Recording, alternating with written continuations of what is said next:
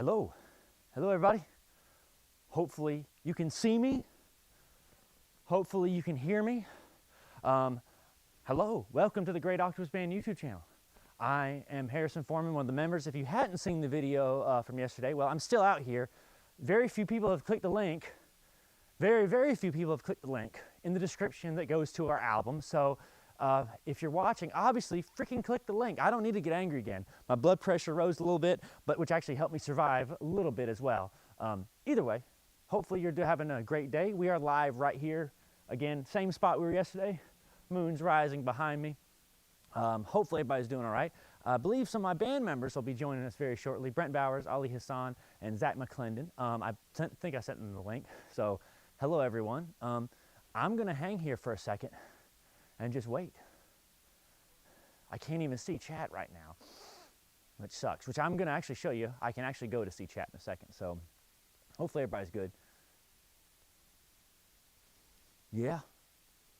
So Brent's out there, I believe, and I think this guy named Manly Hanley, I don't know, he's like our #1 like chat guy, you know? So it's like, I don't know why he keeps on doing that. I mean, he keeps on chatting all over the time. I mean, I don't know what he's doing. I don't know who he is. If anybody has any insight on it, it looks like he was talking to Brent before we started the live stream. Not sure what his deal is. Really got no idea at all what his deal is. So hopefully anybody can illuminate his stuff. Anyway, I think I'm tired of being out here. I think I'm about to go inside. It's kind of cold. I've been out here for, well, let's see, what time is it, like 6 something? I've been out here since for like 12 hours. So, I mean, it'd be great if I could go inside at some point in time. Besides, I actually would like to go inside and show y'all the indoors of the shop where we record a lot of our music. The Sinking into the Strange album, our EP, was tracked almost exclusively here, but it was also tracked at Eddie Snugg's Records in Faith in North Carolina. Great studio. For the first song off the album, Stuck, I'd say most of the song was tracked at Eddie's. Some guitars and some backing vocals, I think. Well, actually, no. I think all backing vocals were tracked at Eddie's as well. So anyway, I'm tired of this crap. Come on. Let's get inside. Let's go inside. I'm done with this. There's the moon. It's a full moon. I think I'm done with this crap. Let's go inside, guys. There's the moon. Full moon. There's a great anime called Beck, Mongolian Chop Squad. It's a 6 song. And it goes like this diminished chord or something like that. It sounds really cool. Anyway, let's get inside. I'm going to turn off my light real quick. Bada bing, bada boom. Let's take this inside. This is my little shop light. This is my setup yesterday. This is where I spent 12 hours. So if you're watching right now and you didn't click the freaking link, this man about froze. This man about froze. This man right here about froze. Thanks for that. I appreciate that. Let's get inside. All right. So here is the little shop that we have been tracking. Got this shop back in 2016, 2017, so almost 10 years. We've kitted it out since then. It started as a very basic shell, but after a while, we revamped it, added some stuff into it. Yeah. So let's check it out. I'm gonna make sure I knock my shoes off. And here is the shop. As you can see, this is our most recent gig that we participated in at Little Tokyo in Albemarle, North Carolina. About a 4-hour gig. Longest gig we'll probably ever have to deal with. Fingers crossed. So either way, as you can see in the studio, we have a lot of cool stuff in here. Nothing too amazing in terms of like guitar gear. It's just normal guitars, bass, amazing drum kit that Ali brought in. And obviously, sadly, we didn't use a lot of these pedal boards and stuff, a lot of these pedals on my pedal board. But I'll give you a tour in a second. Let's have a seat, let's get warm, and let's transition away from this shot into this shot. I do hope everybody's doing good. Everybody's surviving well during this time right now. It's been an absolute crazy cold and crazy weather experience past little bit. So I do hope everybody's been holding up okay. I'm going to take out my lav mic because I don't need it anymore. But this is the place where a lot of stuff is done. So I'm very proud of this spot, very happy about this place. We'll take you on a tour in a second, but I'm gonna check chat, make sure everybody's all right. Oh my goodness! So yeah, Manly Hanley's there again. Again, like I said, I don't know what's his deal, but either way, he's okay, I guess. I guess he's all right. I don't know.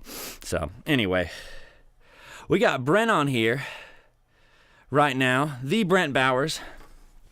He sang Stuck, a few other songs. I figure we could even do a listening party if everybody seems down for it. Hopefully we'll have some other people joining up soon, potentially, maybe so. Oh, I think Zach might be in the chat. Zach might be in the chat. I think Ali's also in the chat too. Sweet. Well, hey everybody. We're going to do a quick tour. In other news, Moon over my... Sweet, right, Brent. Awesome. So let me turn off my other microphones and stuff right now because I have my main microphone. Now, let's take you on a tour of the shop before we do any type of la musicas, before we do any of that mess. Now, I'd love to have a portable camera. You know, wouldn't it be nice to have a camera that I could just lug around, which actually I just had one. Wouldn't it be great if there was an easier one than my main phone so I can check chat and do that stuff. I just wish there was something a little easier than that to view. But I don't know what it could be. I don't know. If there was, let me think for a second. Let me stand up and think for a second. If only there was a camera around here that could follow me around potentially and that I could just use. Well, actually, to let you know something about the shop, very cool thing about the shop, very cool thing about the shop is we've also set this up to sort of have a little bit of a kind of, honestly, sort of like a live streamable place in a sense. So before we get into music, figure I'll show you some of that stuff. So obviously you can see this set up here, this main camera, but there's a lot more other cameras in this place. It can let you see a lot of different shots. For example, this camera right here. Ta-da! This is our, apologies for some of the mess and the gloves and stuff here and there, but this is our keyboard area. Sometimes I play here, sometimes Brent plays here. It just kind of depends. This spot right here is great. We have a microphone here, currently covered up to keep the dust off of it. That's an Eddie Snuggs trick right there. But either way, that is our microphone area. Hopefully everybody's able to hear me and see everything pretty well. Sort of did a few tests before today. But yeah, this is the keyboard area. As you can see, there's a few amps. Actually, I don't know if you can see that. You know, you know what? Again, I really wish there was a way that we could have another camera in here. I just wish there was a way I could have a small remote camera that you could see. Oh no, what happened? Oh, here's the remote camera that you can see. Either way, I'm gonna flip over here. This is a crappy old iPhone camera from like freaking 2005 or some craziness like that. But this will at least give you the idea of some extra stuff. So a few things in this corner right here. So you can see this is a small little Tisco amp. It's probably from the 60s, honestly. It has a very cool vibrato on it. It sounds kind of bad. In a sense, it sounds really bad, but I kind of like this amp. I've used it for not much else really at the moment, but that's this bad boy. And we also have this little Squier practice amp. As you can see, this guy had it on. It said, needs work, possible fuse. It works good. It's great for like honestly, a Queens of the Stone Age type vibe, I found. It sounds really cool for that, so I feel like there's some heavier songs that we could potentially track and potentially use that for. I'll show you around some other things here and there. Hopefully you'll be able to hear me fine. I'm going to turn up the gain on all of my microphones essentially, so you'll be able to hear me essentially everywhere from the shop. So, and we have everything mic'd up as well, so you can really hear, as you can hear me unmuting things potentially, you can really hear a lot of stuff in this shop, like tons of stuff in the shop right now. I'm unmuting like every single microphone, which I'll show you some of that stuff in a second. Let me see, I'll unmute kick. I'm not going to unmute the bass amp because I think the cable that's into it might be a little messy. I'll unmute all the talkbacks, everything. So now, in theory, you can hear me no matter where I'm at. That's the key word, in theory. So, I can't actually see what I'm pointing at because my camera isn't letting me go, but here's the camera set up right here for this spot right here. As I'm staring at the camera, here you go. Here's this spot right here for that particular piece. Nothing special. This is a really nice keyboard though. I used to have a very crappy kind of MIDI keyboard on this thing, but in this spot, it's still up in the area that I keep my storage stuff in, but much better feeling piano that Brent kind of just thankfully lent the shop to use, so I was very grateful for that. So this is that, and also if you notice beside of this, and actually on honestly, at each place we have these little things. I'm gonna turn this on so you can sort of see, because it's cool to see all the lights happening on it too. This is sort of our headphone situation. Back in the day, and Ollie will definitely remember this. Back in the day, maybe even Zach. Yeah, potentially even Zach. But Ollie probably remembers back in the day when we were tracking guitar and drums, like in 20, you know, what would be 16, 20, maybe even 2017 or so. We did not use anything with, we just basically just took an output, the like line out, the headphone out of an amp, or not an amp, sorry, of our computer, and just like was like, hey, we're just gonna all listen to it at the same time. Biggest issue with that was, you know, obviously the computer and the power of this going out of the headphones is not very good, especially when you split the signal a bunch of times. So this Behringer power plate was used, and we kind of sort of just decided to go for it. Great. Eddie Snug Studio uses a Manley system. Similar though, still uses Cat 5 cables right here. Either way, that's that. Every single station is hooked up with that. And I guess since naturally speaking, you see the amps next, let's move on to the amps. So here's the amplifiers over here. I'm gonna grab a microphone right here so you can kind of hear me a little better. So here's the microphones over here. As you can see, we have a lot of the amps and stuff. We have a crap ton of pedals right here. An absolute crap ton of pedals. So I guess, I don't know how the easiest way to describe this in the order. Sadly, they're not all functioning right now. My first pedal right there, Dunlop Crybaby Wah with Facel, I'm not sure how you pronounce it, but love that thing. Sadly, I've got to replace the grease in it apparently. It's sort of like when actually you probably go and hear it if I hear that. I don't know if you heard a little grinding sound, but sadly, yeah, that thing is sort of seen better days. Really crappy compressor right there beside of it. Just use it for like certain sounds. Tape machine, sheet tape delay, gray channel, great classic overdrive sound. 2 channels right there. The Wampler Tumnus, very much like the Klon Centaur type pedal. Really like digging the sound of that honestly more recently. Mostly we use the Helix, which I'll show you in a second. And then we have the Friedman BEOD, very much a brown sound type one. And underneath that, one of my favorite overdrive pedals, you can't see it, is the Sweet Tea by JHS. God, I love that pedal so much, but I've got something's up with it. I think there's a pot that I need to mess with on the inside. It's cracking like crazy, so I really hate that. Either way, and then out from there, one of the greatest pedals. Ollie can attest to this, and so can Zach and Brent as well. Turbo distortion pedal, amazing, great. I mean, instant John Frusciante's solo tone. Slane Castle 2002 or whatever it was, instant Slane Castle tone, beautiful. Big Muff, this is like the instant Billy Corgan tone. If you want Smashing Pumpkins vibes, this is it.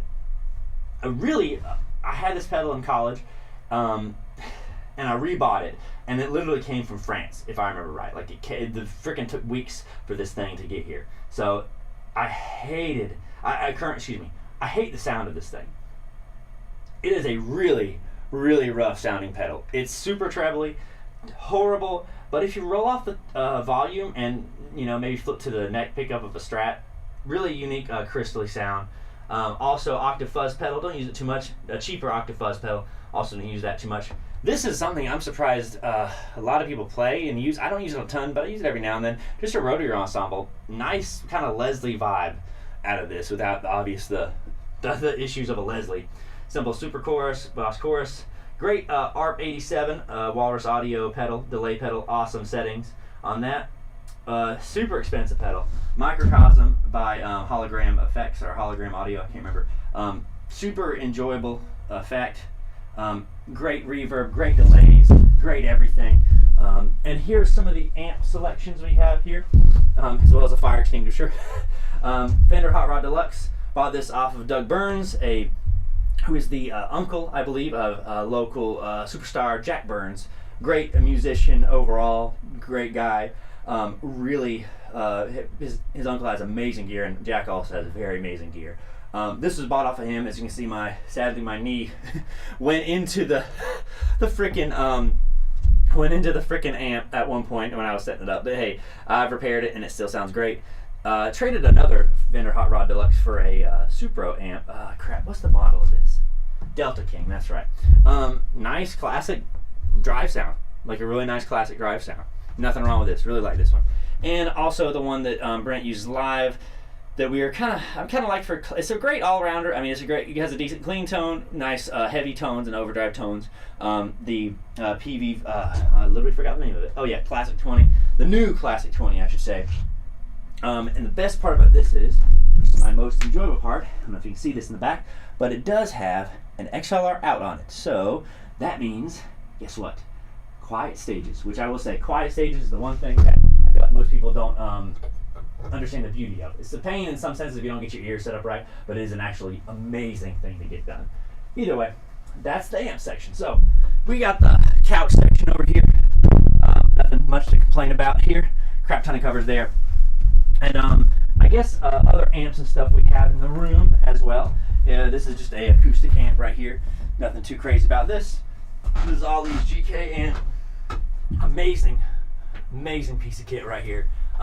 Sadly, it has a lot of rattle in it. We try to figure out what it is. We don't know. Ollie did end up getting this right here. Great tube-driven amp, basically amp and a pedal, right? You can pitch clean, dirty to drive. Overall, killer sounding thing. Really killer sounding thing. And then we also have this. Got this on loan from Zach back. This is an old amp I had back in high school. Actually, Ollie will also remember this. Me and Ollie have been friends for literally half my life, so we played together for a very, very long time, right? This right here is just a Fender Super Champ. Nothing like amazing about this amp per se. Hopefully you can still hear me. Can you still hear me? I think I'm still coming through. But still, love this amp. Great practice amp. Played it live when I was in my high school, in the high school band I was in, and yeah, this thing works really well. And I was trying to play it again just to kind of see how it felt. Feels just like it did back in the day. So that's really it for amps. We do have one other quote-unquote amplifier. If I go back over here, walk back over here. I don't even know if you can consider this an amp or not. This is the Helix right here. This is the Helix. Oh yeah, Ollie said one of the mics does not sound too good. It's probably the microphone over there. That microphone over there is kind of crap, I'll be honest with you. Yeah, anyway, this is the Helix we use. I can turn it on so you can see the pretty lights, but this is sort of the main thing for all the guitar and amp tones and whatnot that we have. So that's this sucker right here. Besides that, that's it for amps and stuff like that. To get into the other things we got, because we do have guitars and drums. I'll show you the drums really, really quickly, like super, super fast. Yeah, hopefully, yeah, I hate that, Ollie. Sorry about the microphone being funky on you there. Yeah, this slaps a beautiful thing in a sense, but it also can have issues. Here is the drum kit. My goodness, I know I'm talking loud right now, but I want to make sure you can hear me. This drum kit's amazing. Hold on one second. I'm doing something right here. Shh, don't ignore that. Ignore that for a second. This drum kit's awesome. One of the best sounding drum kits I've ever had the privilege and honor of playing. It's just a, Ollie might have to correct me on this. Just a Sonor drum kit. Am I correct on that? Just a Sonor drum kit. Love this thing. Love the way it feels. Sounds great. Recording great. Overall, awesome piece of kit. Let's take you to some guitars in just a moment. All right, let's take you some guitars. So, number one, this is my number one guitar at this moment in time. My newest acquisition as well, Fender FSR Telly. Nothing too special about it, but what I really enjoyed about it was a few things. First of all, it's chambered body, so it's very, very, very light. Very, very light. And it's also, what makes it really cool, made in 2006. Even though, like, I'm not a guy that's like, oh, vintage gear is like, you know, you gotta have vintage gear. I disagree with that. But there is something, and this is one of the first guitars I've kind of realized this. There is something about an older guitar. I don't know if it's just, you know, people always talk about, you know, the wood. You know, the newer it is, sort of the more, quote unquote, you know, wet the wood is. Whereas this has had 20 years to dry out. I don't know if that's anything to do with it. Just feels great. This was tracked, think about it, every song. This was pretty much tracked on almost every single song, as far as I recall. Feels great, plays great, sounds pretty dang good if I do say so myself.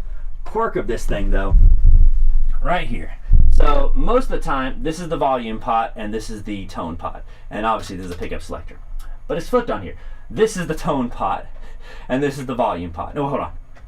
No, I'm sorry. It's flipped. However, I just said that, I meant it flipped around. Yeah, this is volume, this is tone. Usually flipped around the other way. And also the other weird part is the pickup configuration. Normally this would be this pickup, and this would be that pickup. It's flipped. This position is that pickup, this position is that pickup. Even despite those quirks, it's actually one of the things that made me love the thing, because it was like, oh, cool, that's a neat quirk. So, either way, love that thing. It's one of my favoritos guitars. Another guitar that I have that I use quite extensively, maybe not as much as the others, is, I'm going to skip over the lovely Ibanez. I'm going to talk about my Fender Stratocaster, Mexican Fender Strat, 2000 and, I want to say 2011, probably 2011, when I bought this and when I started using it. It is a great guitar, overall awesome guitar. It has tons and tons of, vibe to it over the years. By the way, I did not name the other guitar. This guitar is named Julia after John Lennon's mother. That guitar over there, the Telly, that one is named Lucy after Lucille Ball, the actress. Excuse me. Yeah. So this is my Fender Strat. Use it on a handful of songs. I'll tell you which ones I use it on.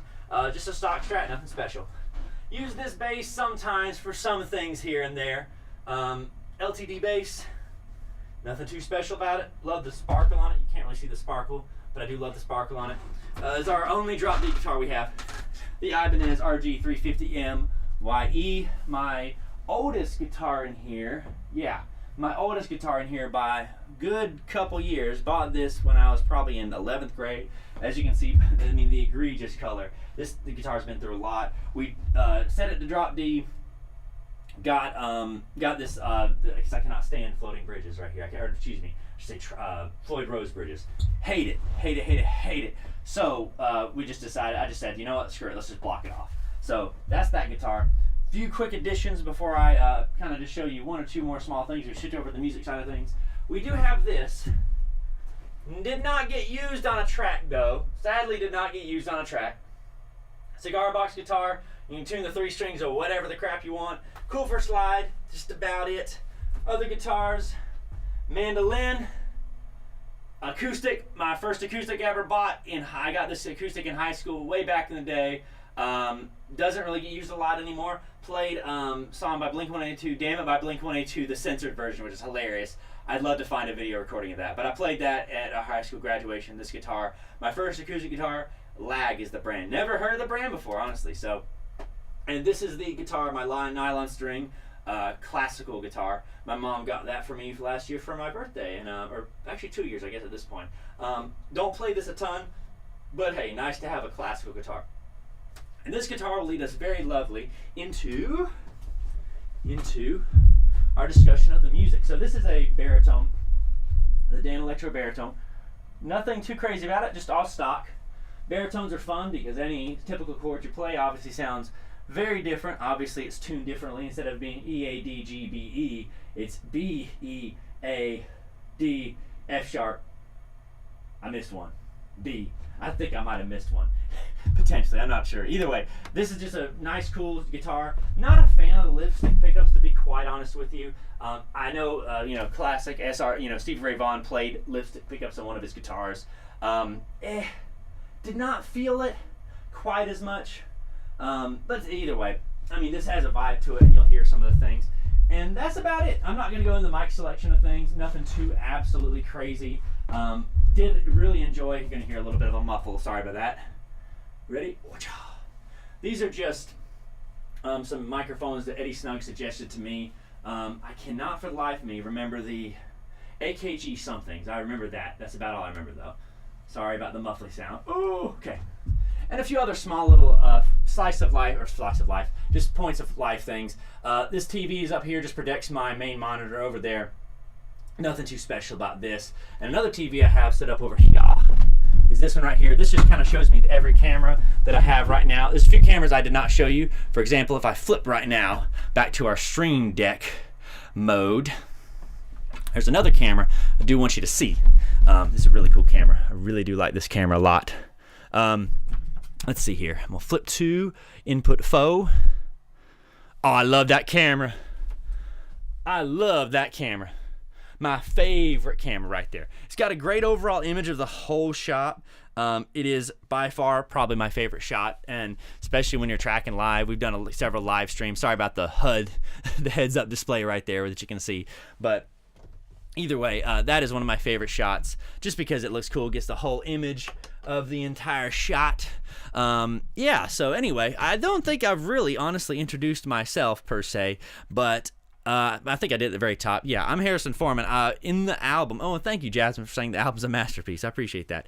Yeah, Eve's Ways 5007. Thank you. I appreciate you saying you like the guitars. Yeah, there's one thing I love is a guitar, and my favorite is, like I said, that Telly right there. So let's if y'all are down for it, is everybody all right for like kind of listening to some of the album, or do y'all want to do something else? What are y'all feeling? I'll pull up some tracks real quick. I'd like to talk through some of them. We can chat or whatever, but I'd love to pull up some of the tracks and see. And I also love to see if I can get potentially anybody on. I've got my Discord open just in case anybody happens to join and wants to talk through it. I sent it to the other band members of Ali Hassan and Zach McClendon and Brent Bowers. Let me go ahead and transition for y'all. And I'm going to go ahead and let y'all see some things here. I'm going to hide some stuff real quick so y'all can check some junk out. You'd like to hear them? All right, awesome. Yeah, you got it, Eves. Yeah. I'm going to mute some stuff real quick so y'all don't have to hear a lot of noise. So here's, I'll kind of flip over to our main stream right here. This is a window. And if anybody is curious, it's a we use Logic for everything. Well, I should say I use Logic for everything. Eddie Snuggs Studios uses Pro Tools, which is, in my opinion, the more official thing to use. Oops, sorry about that. Did not mean for y'all to see that. Let me fix that before I do anything else. Hold on. But Eddie Snuggs uses Pro Tools, which is a amazing software. Just not something just not something I use. And it's also, I imagine you can get one compatible with Mac, but I just don't use it that much. So I believe we have some of our band members in the chat, by the way. So if any of y'all want to kick it off and chat, by all means you can, steer the direction, my friends. All right, give me one moment. I'm going to mute myself here on this other thing. Cool. All right. Here we go. Let me go ahead and pull up a track. Let's listen to some junk real quick. Why not? So, first song off the record, which is actually I'll leave that open, is Stuck. This song was written by Brent. I'll put my headphones in so I can kind of hear as we're going. First song was written by Brent. We added some different things to it. Kind of let you know who's playing what, too, because it's actually kind of interesting. One of the great things about the band, which is one of my favorite things about it, is the fact that we really have different roles we serve. We can kind of add different ideas that we have to the song. Like if somebody's like, hey, I'd like to add a guitar part here, pretty much everybody can play every instrument, really, honestly. So that's one of the great things about it, is the fact that we can all be sort of freely creative and add different ideas, come up with different concepts and stuff like that. So it is very cool. Everybody's proficient on like every single instrument, which is amazing. So anyway, the first song we started was Stuck, and to kind of let you get a feel for it and let you hear some pieces of it. This song was, again, originally written by Brent on the baritone guitar. That's kind of why I said that would be a good transition into it. And it was a really interesting song because, obviously it was in a different key than what you thought it was in. And this was recorded at Eddie Snuggs Studios. And actually, let me open up the remix because there's actually two versions of this, believe it or not. Whoops. Oh, get out of there. There's all sorts of plugins on this thing. And I'll isolate some vocals and stuff, and maybe some guitar parts and whatnot. Anything y'all want to hear. Here we go. Whoops. Uh-oh. Let's try that again. Yeah, this has a lot of stuff on these tracks here. Some tracks got a little bit more love than others. This is one of those, this being the first song on the record, and the first one that I actually mixed. It was kind of a challenge for me to find the right sound, because when you're mixing in a room, ultimately you have you sort of know what the sound is in your room, but when you have a different room that you're mixing for, it is a little more challenging to figure it out. So either way, it's something kind of unique challenge, but that it presented itself to us. But here's Stuck. I'll kind of let us listen to parts of it, and we can isolate little pieces here and there. Anything y'all want to hear, and yeah, let's give Stuck a listen.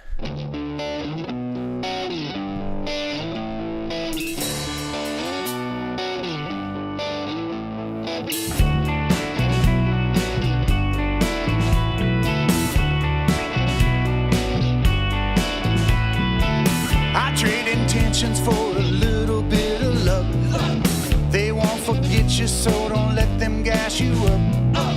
Each time I falter, I know I'm bound to get up. I'm at the altar praying now because I'm stuck.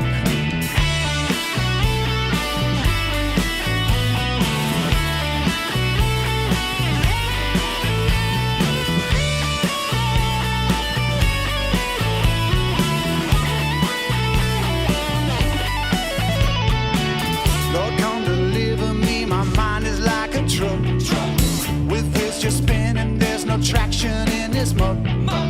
These burdens bury me beneath the heavy rug that I can't carry on my back while I am stuck. I'm so freaking stuck. I'm so freaking stuck. I'm so freaking stuck.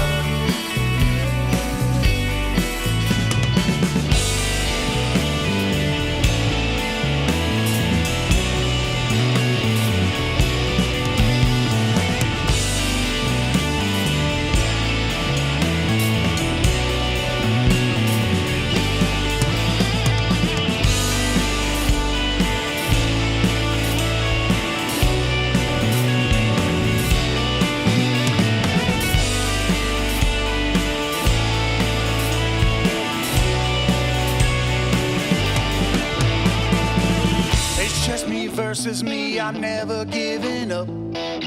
One side is purity, the other is corrupt. Please elevate me from depression, lift me up. Please save your servant, for I know I'm good and stuck. I'm so freaking stuck. I'm so freaking stuck. I'm so freaking stuck.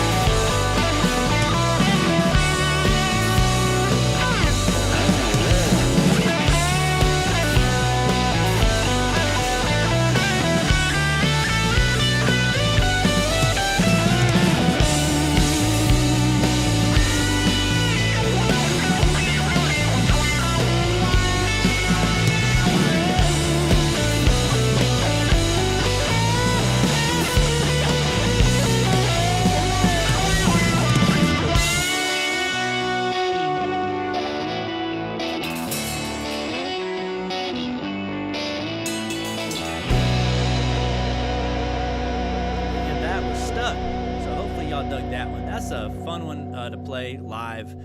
We've rehearsed that one a good couple times. I feel like we've rehearsed that one ad nauseum. Thank you, Eves. We appreciate that. Yeah, the guitar sounds good, and Brent played the solo at the end, and I played the solo kind of at the intro of the song. Ollie added so much to that song on the drums. A lot of energy to that song especially that snare right. I think it's right before the solo hits right here. I'm so freaking stuck.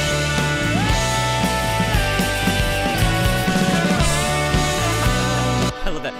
It's like I love that part. That's one of my favorite parts of the song. Listen to Ollie's drums is always inspiring. Yeah, Ollie played drums on that. Zach played bass, added some backing vocals. Brent played some rhythm guitars, and I played some rhythm guitars, and we kind of traded leads. Kind of the one of the things about our band is, me and Brent sort of trade leads depending on what the song needs, and just kind of depend on what we're feeling. If we're like, you take the solo on this one, sure.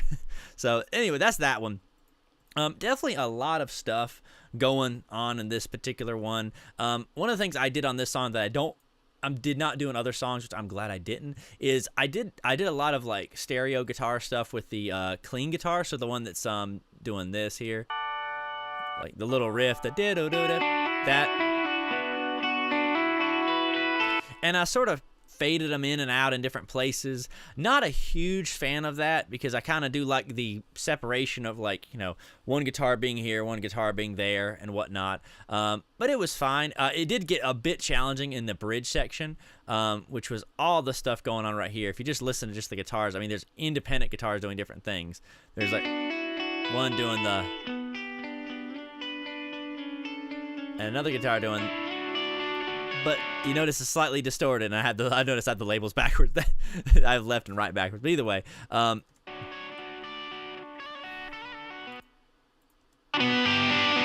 I eventually, and you can see kind of the different levels of gain and different levels of vibe overall. So like you can sort of tell, all right, well, you know, I sort of just went ham with it and just said, I'm going to track it 4 different times. There's some variation. You can hear some variation in the parts, so they're not, like, perfectly lined up, which, you know, and I'll be honest with you, in this day and age of music, everything's so perfectly lined up. It's nice to have something kind of more natural. So many guitar players and things on Instagram and TikTok and YouTube and stuff are just, you know, I hate to say it, faked. There's a lot of guitar players that are coming out as being faked. None of this was fake. It's all me, and you can hear that there's some mistakes in there. But again, mistakes are what makes it human, and also, you know, shouldn't be perfect either. So anyway, that's kind of the interesting part about those electrics. That's really the only interesting part about this song. Did do a little bit of odd manipulation on the bass. Bass at Eddie's is a, oh man, Brent might have to correct me on this in chat. I know it's a, oh my goodness. I know it's a Fender bass, but is it a jazz bass or a P bass? I can't remember. If anybody can correct me, I know Ali played the bass on that bass, and so Zach played the bass on this particular song. So maybe he remembers. I can't quite recall. I'll be honest with you. But either way, it was I mean, it's nothing wrong with it. Great bass. I believe he sent it through his distressor in the studio. But man, that thing was a beast to play. I mean, like, most guitars, not all guitars, but like, you know, the neck kind of really dictates how the guitar feels. And on basses like that, on his bass, it's a P bass. Ollie said it was a P bass. Okay, that's what Ollie said. Okay, yeah, okay, P bass. My bad. Man, that thing was hard. I remember when I tracked stuff for, you know, me and Brent Bowers are in a, you know, we kind of record different music too sometimes, and Bowers Foreman, and I didn't play any bass on this song, but on other songs I played those basses. Whew. That P bass is a challenge to play, I'll tell you that. It was a little hard for me to manipulate too, because again, different room, different vibe, and as you can see, we did a lot of iterations of the solo at the end, a lot of panning and a lot of volume automation going on. I don't want to bore everybody to death with this. I know everybody's, oh my gosh, I get it. Either way, that's really it. One other thing I will say about this song before I go on, and I don't know if, and it's something that, you know, one thing about whenever you write or record something, usually your product is a reflection on where you're at skill wise at that particular time. So like for me at least, I realized a lot of these songs have this trick on the backing vocals, which I'll let you kind of hear.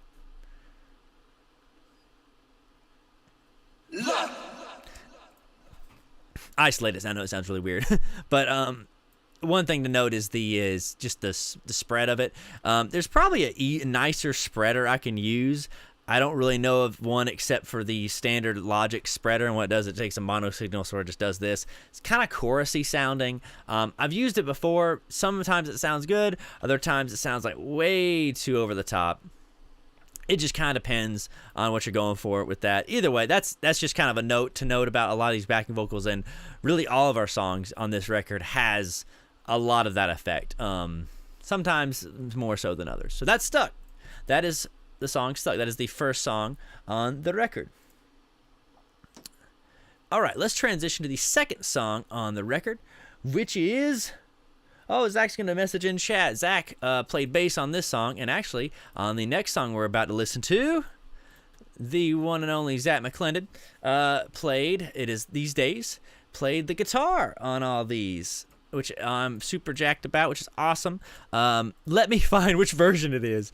We did a lot of versions of this because we kind of experimented with the tempo. I think this is it.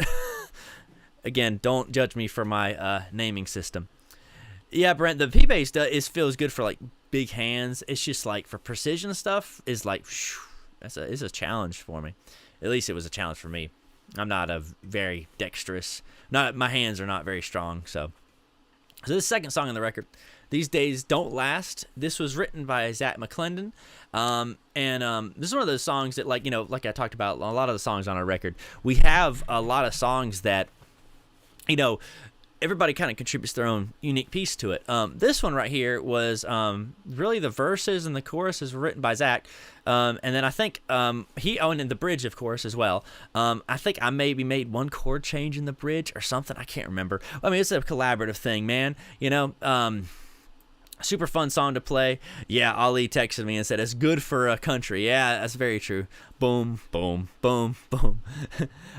This one was one of those these songs that a lot of iterations was done on it. We originally tracked it at a faster tempo in the studio, but then when I listened back to older recordings of us doing it like live and rehearsing it, we ended up playing it a lot slower, actually naturally. So we retracked the song in a slightly slower tempo. Felt a lot better. And there's one thing that I'm kind of learning about a lot of these songs is my tendency is to do, what's the phrase? I'm a more is more kind of guy. Sometimes when it comes down to my production. But as I've kind of mixed more and more with this band, and really just in general, I'm trying to do less is more a little bit better. Let's play the Chipmunk version. Oh, Lord. Y'all want to hear the Chipmunk version? Not quite my tempo. Hey, Zach. He's in the chat. That's Zach McClendon. It's the guy who sang this song. Let's play the original version just for a second, and then we'll flip to the Chipmunk version. Again, like I said, less is more is a big lesson I've learned, especially with mixing. That's Zach on guitar.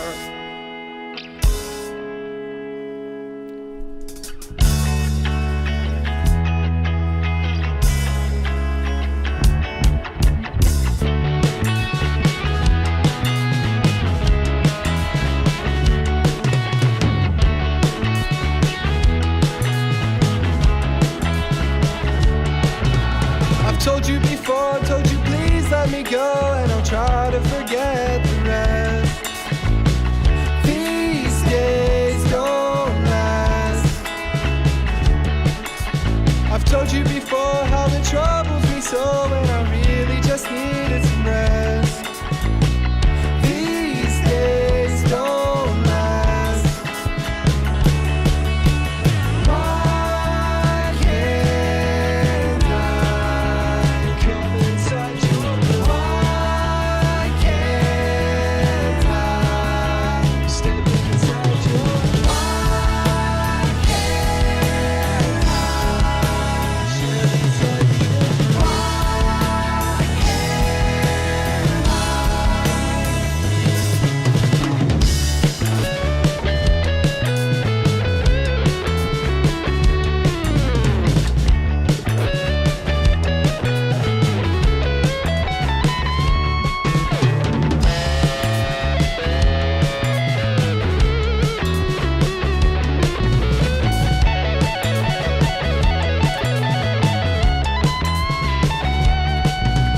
I've told you before, told you please let me go, and I'll try to forget the rest. These days don't last. I've told you before how it troubles me so, and I really just needed some rest. These days don't last. Why can't I come inside your life? Why can't I step inside your life? Why can't I share this life with you?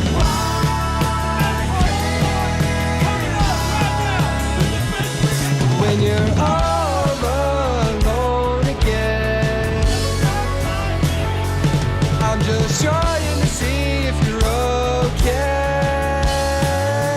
When you're all alone again,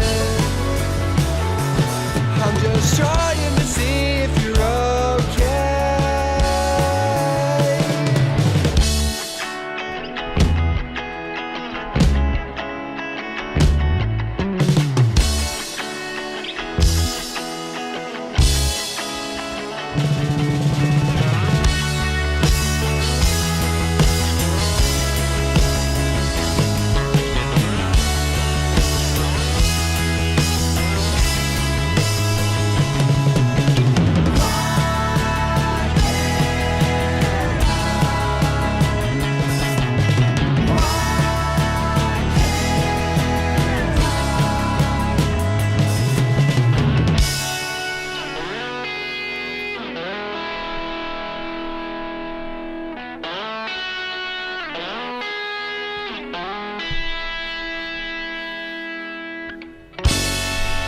Sorry guys, I don't know what came over me.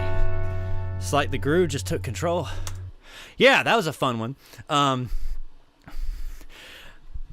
Seriously, thank you for saying that, Eve's Ways. I appreciate that. That's a really fun one to play too. Really challenging on the drums. I remember me and Ali played when we tried the original version. It was just me and him on bass and drums. I was like, it was challenging. And I was just watching the man. Bass part isn't that challenging. It's a lot of movement. All right, fine, Manly Hanley. You want me to play the Chipmunk version? You know, I don't cuss on streams, but he's pushing it right now. This guy, I swear. All right, well, either way. Dang. Put me in a bad mood, Manly Hanley. Thanks. I was grooving. Zach McClendon said I was grooving. If Zach says I'm grooving, you don't have any right to say what I feel, all right? When I feel the mood to groove, I'm going to groove, dang it. You hear me? Do you hear me? I'm going to groove. Anyway, so this one's a fun one. A lot of stuff happened in this song. Bridge is my favorite part. I've noticed out of a lot of our songs, the bridges are like so much fun to play. This one, interesting parts about it. Again, stripping back more, I had these ideas of Brent's guitars doing some kind of, which I really did like it at the end during the pre-chorus, or yeah, why can't I parts. Why can't I? And then driving a bit more here. Why can't I? But like when I listened to it in context with everything, it actually sort of took away from the energy a little bit. So kind of decided to say, let me just kind of turn it on in certain key moments when it was like at the end of the song. So again, less is more. Kind of a good thing. I ended up doing the bass I played bass on this. Oh yeah, always make sure I mention this. Zach played the left guitar you hear most of the time, and Brent played the right guitar you hear most of the time too. Obviously some of the panning of stuff and the stereo stuff switched a little bit here and there. Oh, do they sound good? Sweet. And I'm happy to hear that, Zach. I'm good. I'm glad they sound good. I hope I spent some good time on it to make them sound good. Performances-wise, everything was awesome on this. Like I said, drums were amazing to hear. Guitars were awesome and fun to mix and stuff. Let me think. I was going to mention about the bass. And who played what. Zach was on guitar left. Brent was on guitar right 90% of the time. And I played bass, and Ali played drums on this. And obviously backing vocals and stuff and whatnot. And the interesting part about the bass part, I tracked in like one take, which I usually don't like doing. I like to do like a few takes of it. For some reason, I feel like I kind of locked in for the most part, which is rare for me. It usually takes me a good several takes to really get it down. But I think I'd rehearsed the bass take a lot, and thankfully, me and Ali drilling it that one day in rehearsal. It really helped. It really helped a lot, and I was able to really go through in one take. I remember Ollie was there that day when I tracked the final bass, which is this one. I remember I said, "What do you think?" He's like, "That sounds pretty good." And I was like, "Sweet." So it was fun. It was funny. Rarely does that happen. Subtle key parts happening. Oh yeah. Oh, that's nice, Jasmine. Yeah, his voice does sound awesome, right? And actually kind of cool to hear this. I'll show you all this is sort of isolated in a sense too. Why can't I come inside your glow? Why can't I step inside your eyes? Why can't I share this life with you? Why can't I? Yeah, so keys. Oh yeah, tell the story about how the keys came into this song. Oh yeah, goodness, that's a definitely great story. I added some keys throughout. Again, less is more. I had a lot more keys going on. I even had this. This is hilarious. All right, so you're gonna hear this trombone playing this, and if I isolate it, you'll hear it. In context, I just sort of added a bit of grit. I can't. I mean, it literally sounds like a synth. I distorted the absolute bejesus out of it. But yeah, let's skip to why keys even came into the song. So on the bridge, which I'm going to mute them for now, just so you can kind of hear. Wrong part, sorry. Hold on, let me find it. Where's it at? Oh, I'm too, all right, there we go. There it is. Okay, sorry.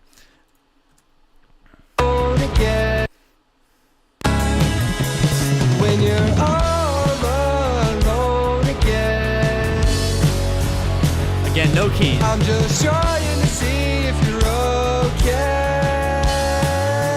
when you're all alone again. I'm just trying to see if you're okay. By the way, I want to say this, Brent. I can't cuss on the stream, but freaking look at that! Isn't that just gain sound right here? The drums. Oh, love that sound. That's the that's again Brent's his Telecaster. Which Brent, I don't know what year your telly is. But either way, just love that sound of that. That's a great sound. Yeah, the key part. Let's get on subject. I apologize. I'm excited. I haven't live streamed in a while. And mainly Hanley hasn't been talking in the chat, has he? Thank goodness. All right, anyway. Yeah, so the key part. Zach heard this. In the bounce.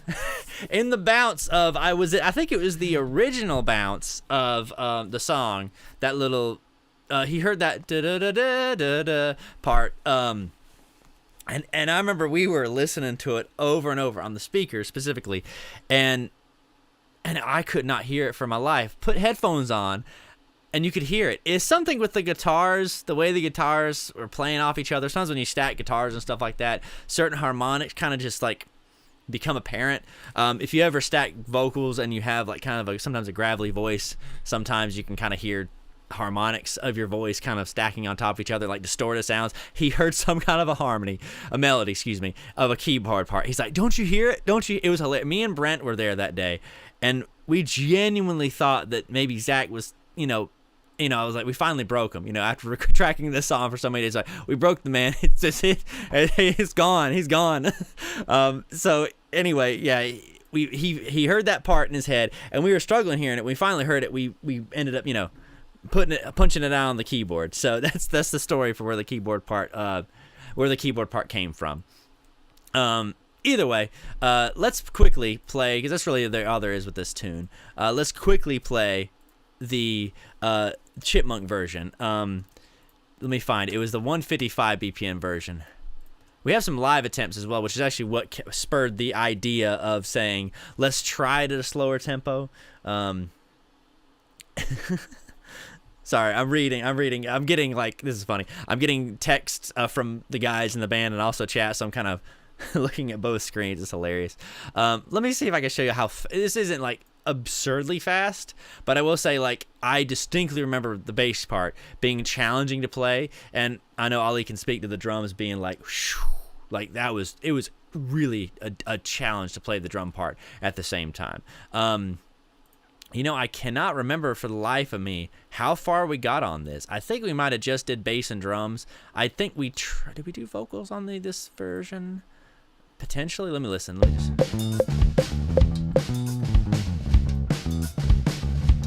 But my bass is way off. Wow, my bass is way off. See if I can get his guitar in there.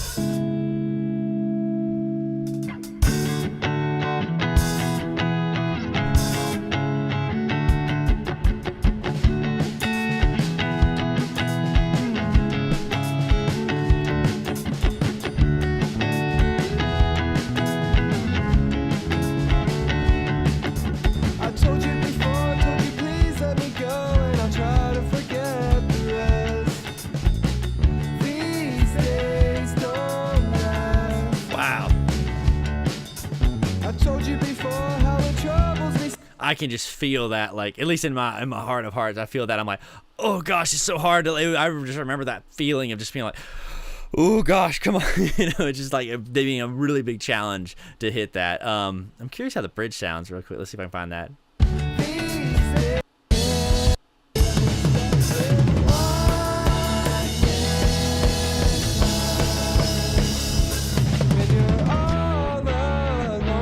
Oh, sorry, the drum switch over to this channel, my bad. Sorry. Oh, pre-tuned vocals.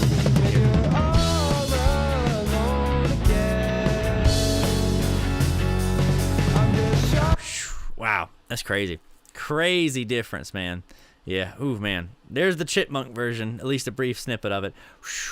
That was challenging. So anyway, that's these days. Now, we do have an oddity in this album. All these songs, well, I shouldn't say all of them. A lot of them were performed in the room, like to where you get a feel. Stuck, we performed a lot in the room together for the most part, as I remember these days as well. But there's a few of them, 2 of them on this record, that we really did not perform like at all together. This is one of the interesting ones. Halo, Tangled in Your Halo, 3rd song off the record.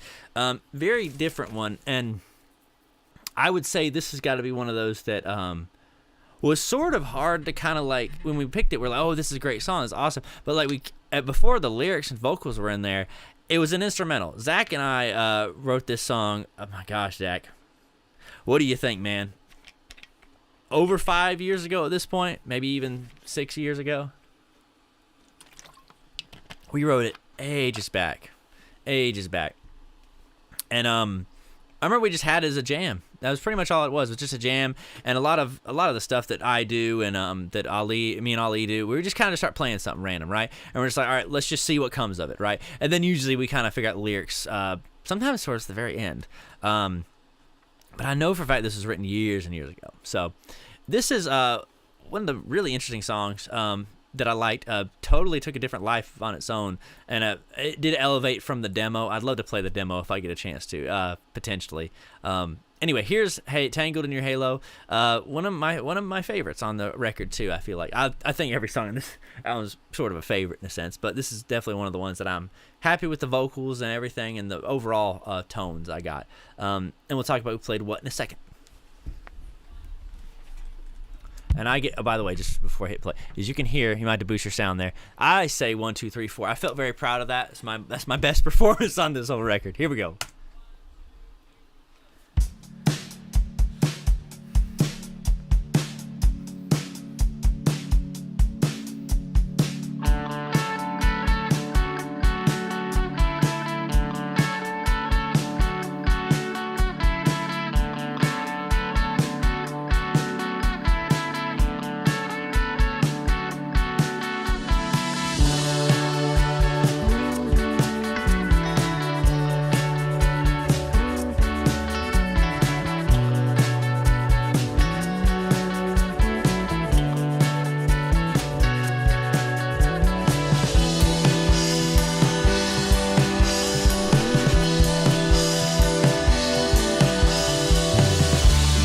Sad, it's all been too much for me.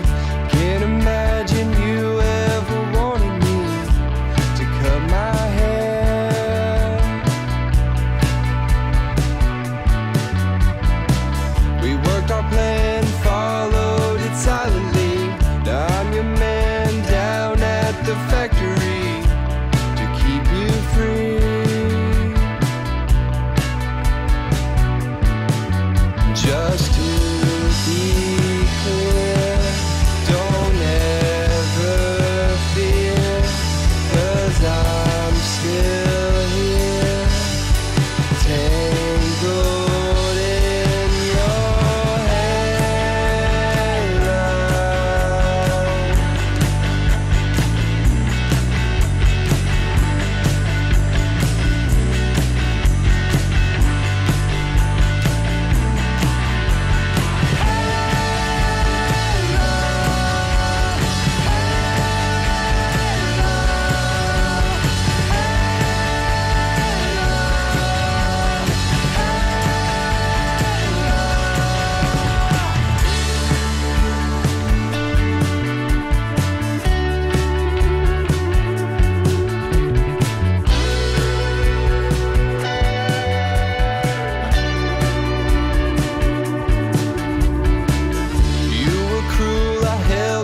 Temerity behind my tongue, crushed my identity, and that's not fair. Open eyes could see my reality, tethered by your fluid duality, so just beware.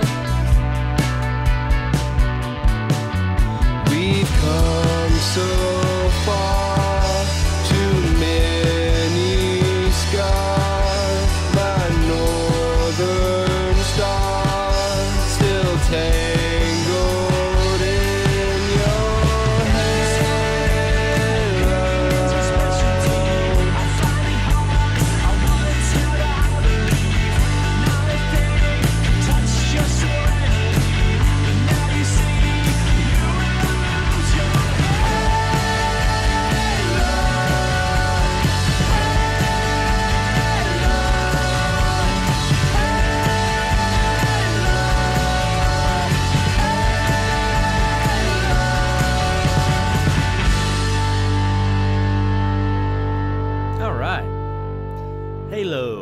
Tangled in Your Halo specifically. Fun one, really fun one. I think this was the time when we started recording this, when we realized, oh, a lot of our songs are in the key of D. I think every song on this record, what did we just play? Except the last song was in the key of D, which I think is hilarious. That's a fun one. Vocal-wise, again, really proud of that one. I know, right? Halo. That's exactly. Which is one of the fun parts about that song was how it was written. And it was is that Manly Hanley again talking crap? All right, well, who's that loser saying Halo at the end? Well, I am saying the higher version of Halo, if that's what you're implying, Manly Hanley. So either way, yeah, thanks, man, appreciate it. Not like we spent months on this anyway. Yeah, Halo, that's the kind of the joke within our band. In a sense, we just say Halo, which interesting part about this was a lot of it was in different ways. Like, you know, the ideas are kind of spread out in different ways. Like, started with me and Zach, kind of the fundamental ideas. Brent came in with a lot of the awesome backing vocal ideas for Zach to do, and lyrics and stuff. And I think I was the only one that had the real idea of saying Halo. I think I just said, what if we just do, because the original idea was kind of like the same thing that happened with These Days Don't Last, was there's some kind of frequency that happened in the guitars at some point that made, you know, remember I said made Zach hear kind of like some kind of note thing. Same kind of vibe. When I played it, I had that little part that, well, I can solo it for you. What am I trying to play it on guitar for? If I play the guitar here, which very limited on guitars, I'm proud of. I didn't do a ton of crap on this, which is great. This little guitar part right here.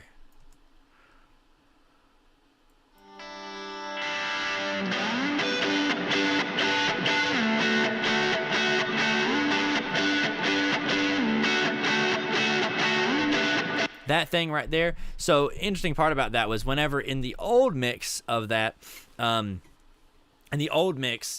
original demo of it, I heard something kind of when these guitars were playing together right here, these few, which I'll play it with the drums too, and the bass, why not?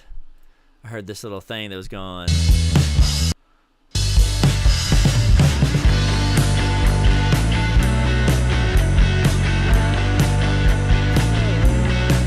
Happened to somehow whenever I was sliding on the guitar on that little that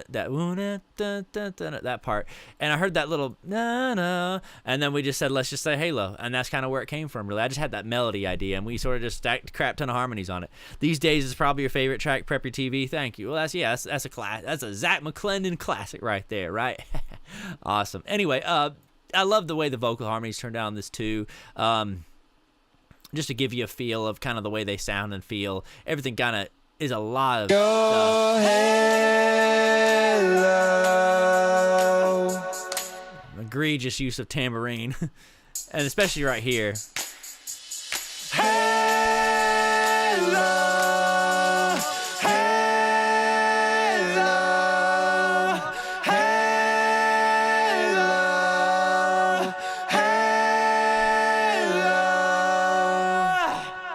You see, I had to put my little on the end of that, Lord.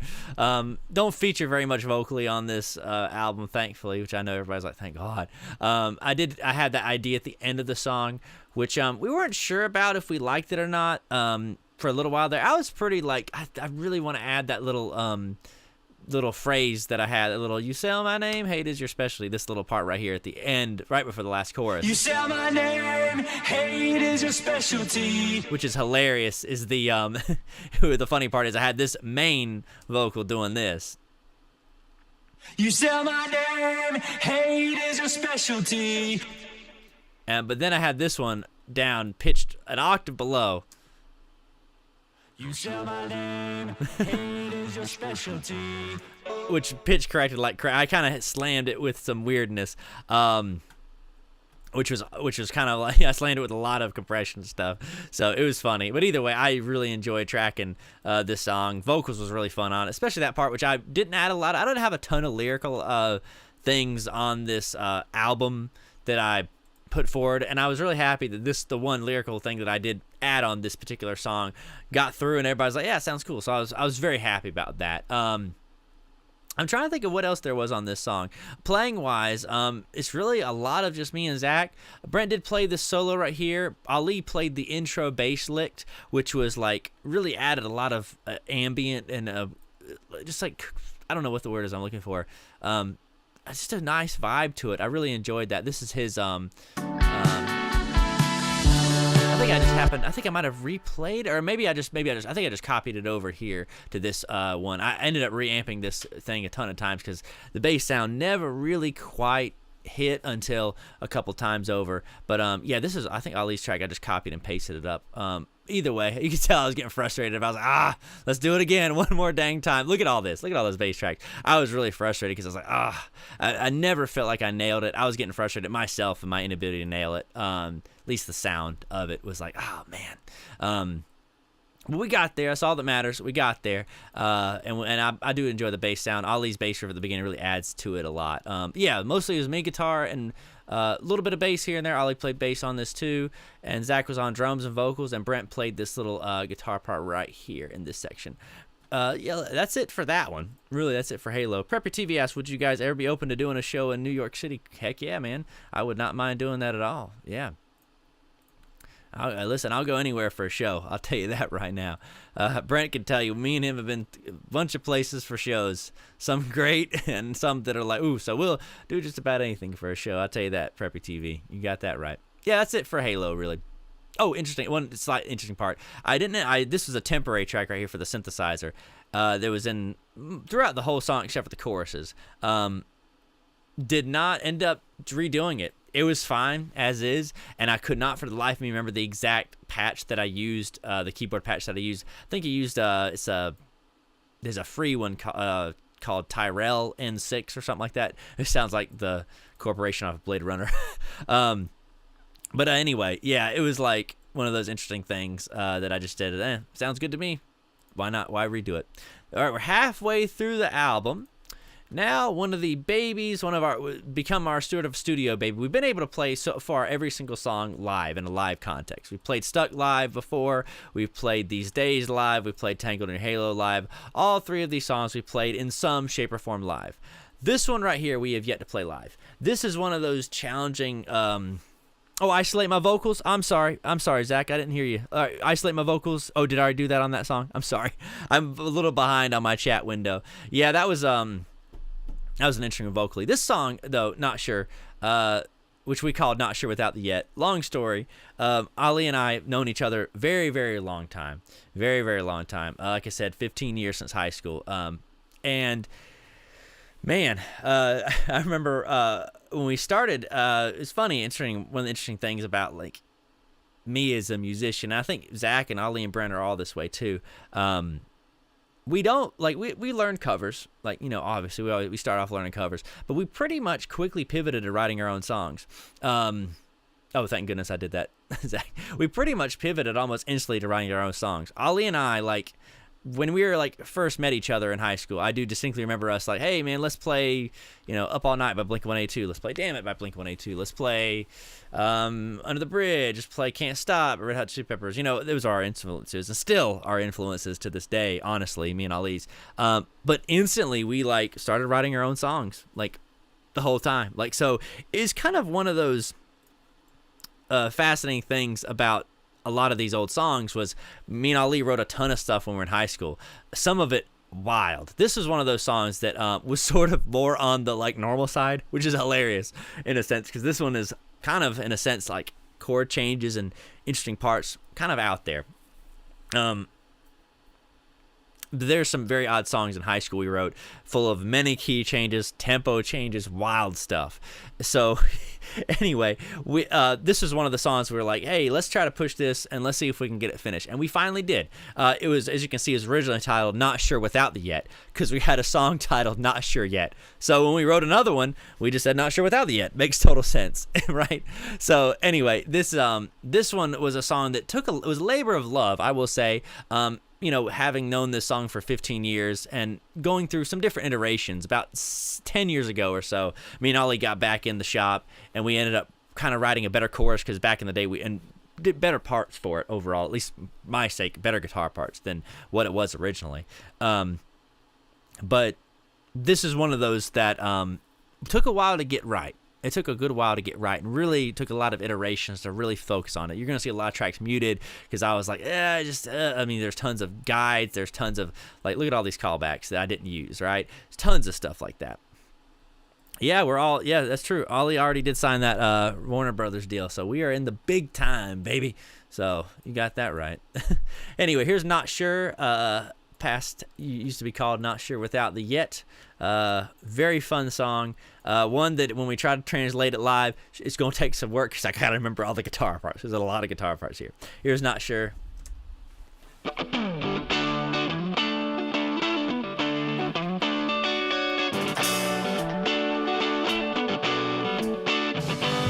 Gone in a flash like a shooting star. Oh, I know. Forgive me, I'm forced to cash in. So it goes.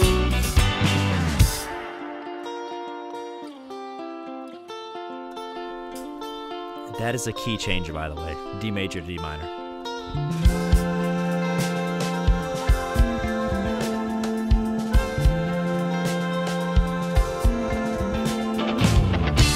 Straight from the surface deep in bar, sinking into the strange feeling. I try to follow along in the frame, the pain is peeling. Folded into lines of time, splitting through the frame of mind. Simply failed now, no place to try to vacate the essence inside.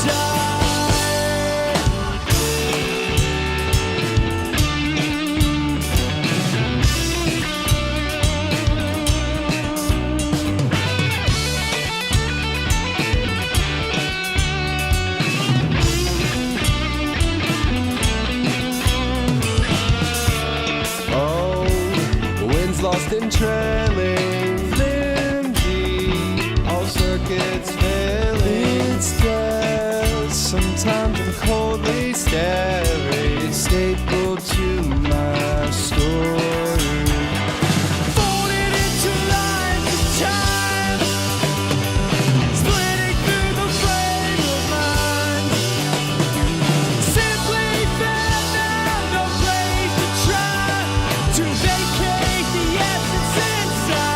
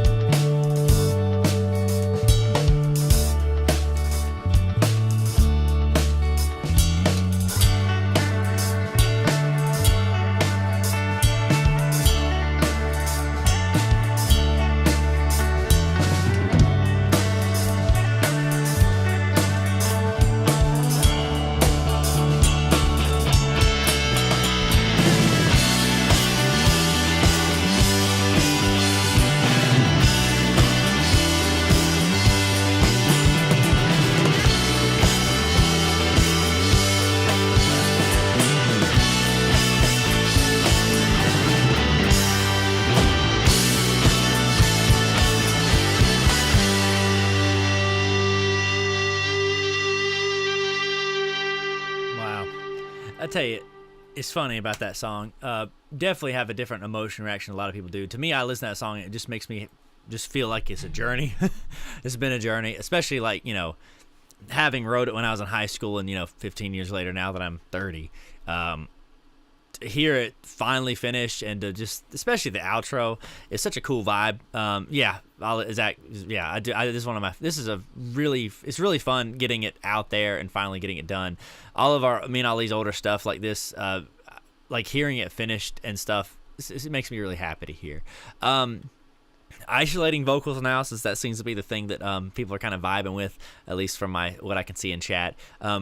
Just a lot of there's a lot more vocals on here originally than what we have in the final outcome of the album, just because like we tried so many iterations. I mean, look at this. I mean, I'm gonna open everything up. I mean, there was so much stuff. Excuse me. There's so much stuff we tried. And so much stuff that didn't make it, which is fine. And look, there's even more stuff right here. Look, boom. Look at this. I mean, there's so much stuff. Yeah, so there's a lot of stuff in this one that like did not make it to the end. But again, less is more. It's the big thing. If you can find one, a way to impact a listener like with 2 vocals versus 10. Hey, but I mean, there's also something fun about adding 10 vocals or something. I'm just gonna kind of let y'all hear just the vocals isolated with maybe just like an acoustic guitar or something like that, or maybe just something small. Let me think for a second what I can let y'all hear, because there's a lot of stuff. Like I said, a lot of stuff going on. Didn't ended up adding a keys, obviously. I actually was originally going to redo all the guitars and stuff, but decided not to. Let me see what I can let y'all hear. Gone in a flash like a shooting star. Oh, I know.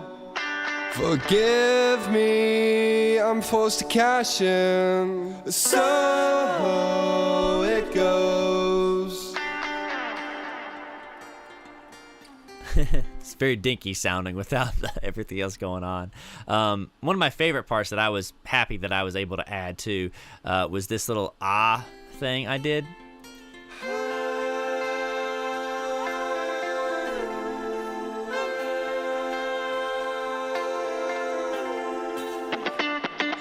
And that was me and Zach. I think Brett maybe added one too. But yeah, that was I had that idea originally, and Zach added one extra little note in there that kind of beefed it up a little bit. I'll let you hear verse 2. Strain from the surface deep in bond. Oh, sorry, didn't unmute everything. My bad, guys. Strain from the surface deep in bond, sinking into the strange feeling. I tried to follow along in the frame, the pain is peeling.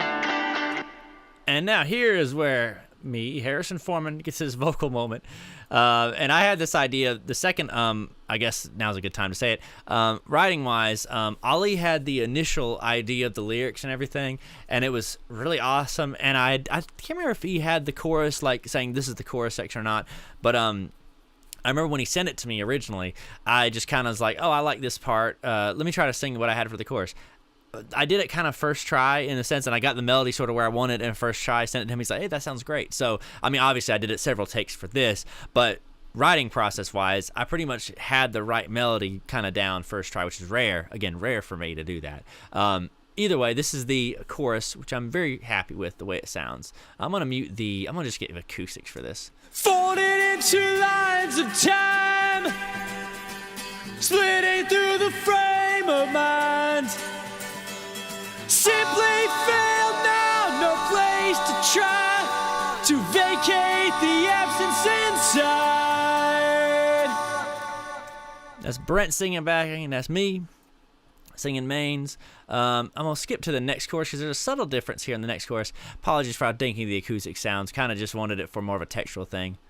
Stapled to my story, Folded into lines of time, splitting through the frame of mind. Simply failed now, no place to try to vacate the absence inside. Yes, so I love those backing vocals Brent did. I decided to like kind of stack them up a little bit to where the first time around they don't do much. The second time they do a lot more. So the first time is just literally like, this is the second time. Hear that woo thing. I remember we both listened to it, and the moment we're like, that sounds stupid, and I ended up keeping it. Anyway, that was just fun. I remember me and Brad had a fun time there, and we added, I mean, there's a lot there. It's quiet enough to where it's more of like a big moment, but still. Yeah, super fun song, vibing with it. I mean, that's pretty much all there is to it. Well, and obviously we have the outro, which is just rare for songs, I feel like to how long would that be? 2 minutes, 15 seconds to like 3 minutes, like a minute and 15 seconds of nothing but music, which is rare to end on that. And I even said, like, let's not even do technically there's a chorus at the end right here. And I did a chorus take, but I was like, you know what? Let's not do that. Let's not even bother. Let's just make it instrumental, which is different. Really fun vibes. This ending, this outro. Had a lot of trouble with this tap guitar part. I had a lot of trouble with it for some reason. But I got it done. Finally got it done. Zach had the cool idea of this part right here that you can hear. Hold on. My bad. Wrong one that I had to mute. This little thing you hear that's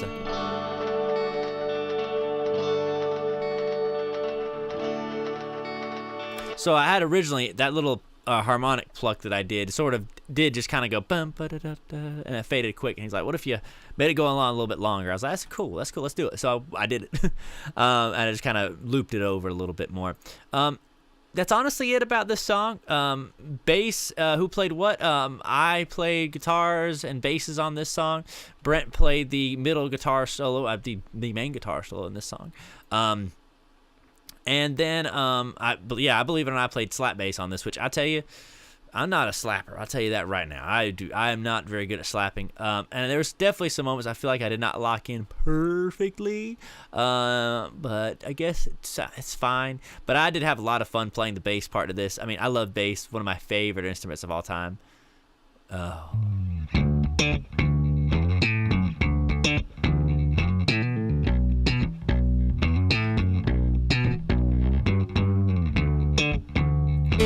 I love playing bass. That's literally probably more favorite to me to play bass than it is to play guitar.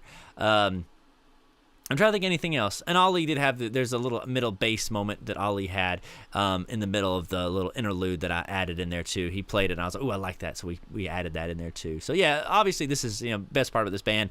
Collaborative. Everybody adds their own thing. Yeah, it was so much fun.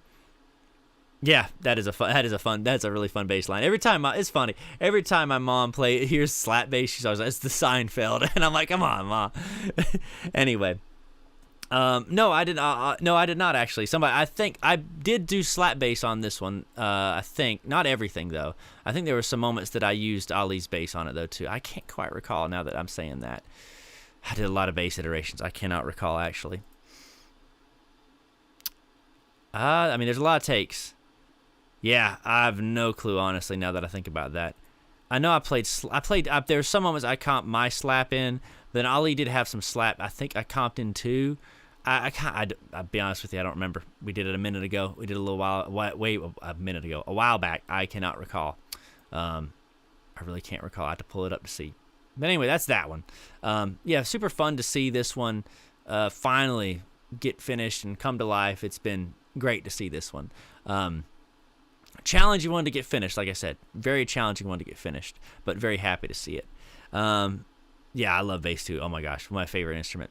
Finally, last but not least, one of my all-time faves is Under the Knife. It's another one I really dig. Another one I really, really dig.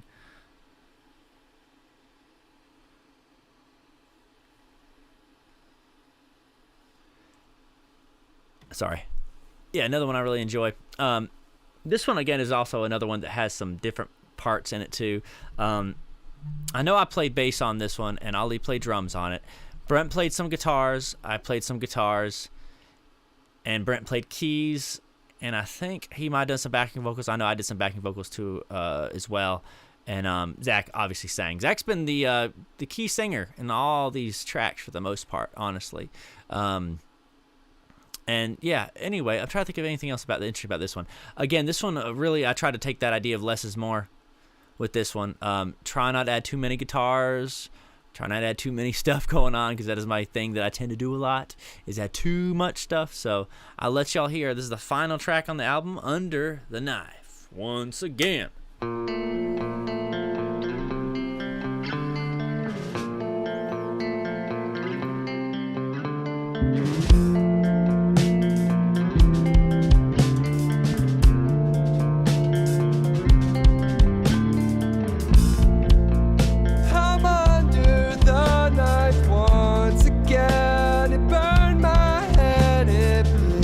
My skin, they wanna know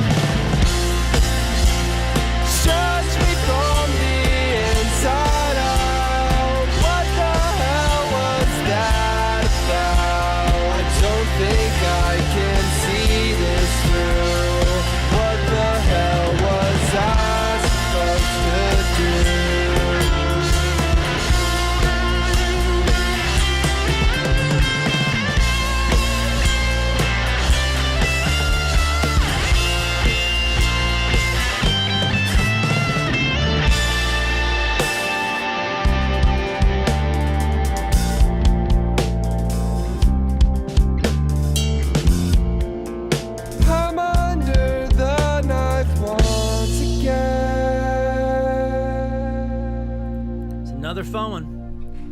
That one also written entirely by Zach, I think. Yeah, all the chord changes and everything and lyrics. I think maybe Brent added a lyric or two. I can't quite recall, to be honest with you. You can tell that my memory isn't the greatest when it comes down to who did what. We did it together. That's pretty much all there is to it. But yeah, this is a really fun one to track. This one was one that originated as a jam, really, actually. This and These Days Don't Last were sort of done in the same session, in a sense. Not recorded in the same session, but it was definitely one of those that we sort of had the inception of the idea, and Zach showing it to us sort of happened the exact same day.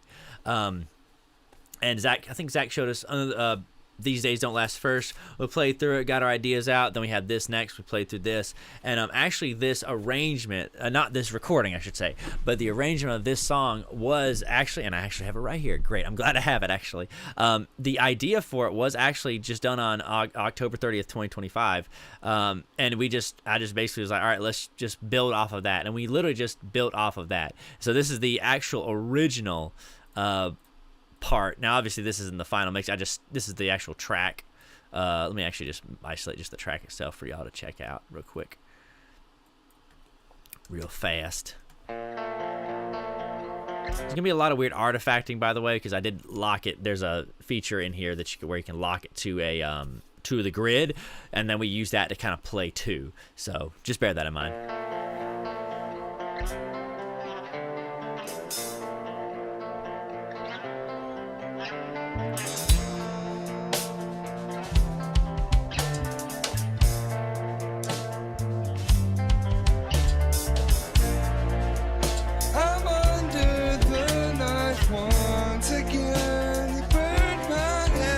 That was like the first time we ever played that together. So yeah, it's just interesting it's just cool that, like, you know, we started like that, and that was how it started.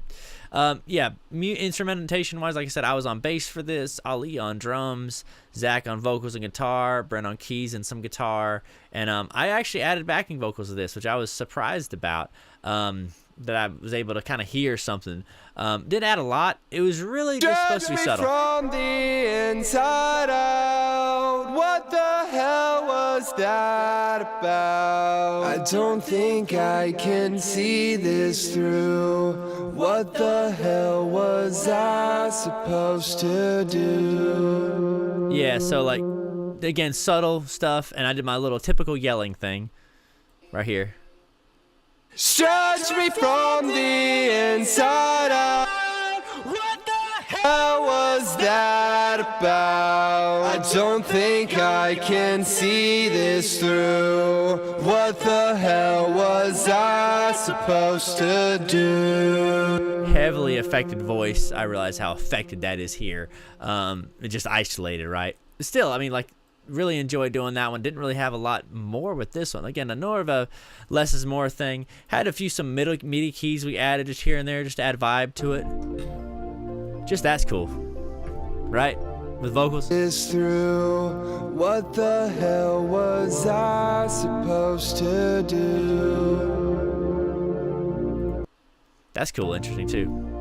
I'm under the knife once again. It burned my head. The 80s my version. Skin. They wanna know what's deep within. They wanna know what's deep within. They wanna know what's deep. Cool. Very cool. And that's Under the Knife. That's that one, yeah. That's pretty much all there is to it. I think the only interesting part was we used a baritone to track the rhythms on this, and I think if Zach can correct me if I'm wrong, we did use a Strat, but yeah, okay, I muted it. Never mind, I do remember now. We used a standard tune Strat to play at a different part of the neck, but we didn't end up using it at all, actually. So yeah, it was pretty much baritone all the way through. Even I think the heavy parts were baritone. I mixed both of them in, but mostly baritone. Okay, yeah, so this is the heavy parts.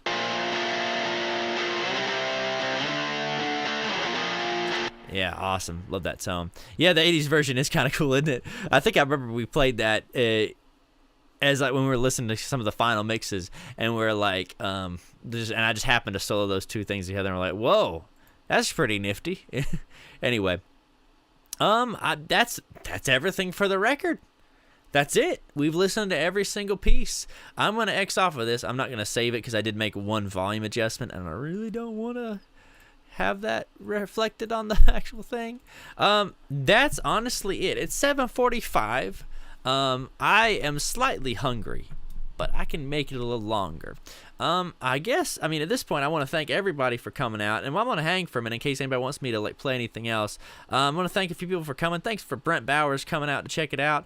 Thanks for Jasmine for coming out. Thank you, Eves Ways 5007. Thank you so much for coming out, participating. We appreciate you. Thank you, Zach McClendon, for coming out. Thank you. Let's see, Preppy TV for coming out too and checking it out. We really appreciate y'all.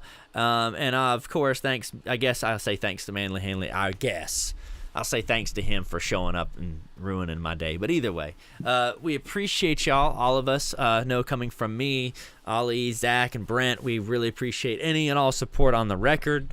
Obviously, links in the description for y'all to check out. If anybody wants me to do anything, I am going to hang out for a minute. Honestly, this feels like a Zoom call or something. Of course, Jasmine, thank you. Yeah, that was fun. I enjoyed doing that. Let's see. Yeah, I mean, do I want to show this? Do I want to show this, or do I want to say it? Let me just say this real quick. So there is a potential for us releasing some potential lyric videos and stuff like that. Obviously, you know, it's going to take a little bit of work, but that's just a kind of a note. We might be releasing some lyric videos here and there on our YouTube channel. And obviously maybe some music video or two. I don't know. Maybe not. I don't know. Maybe. Anyway. Any other requests?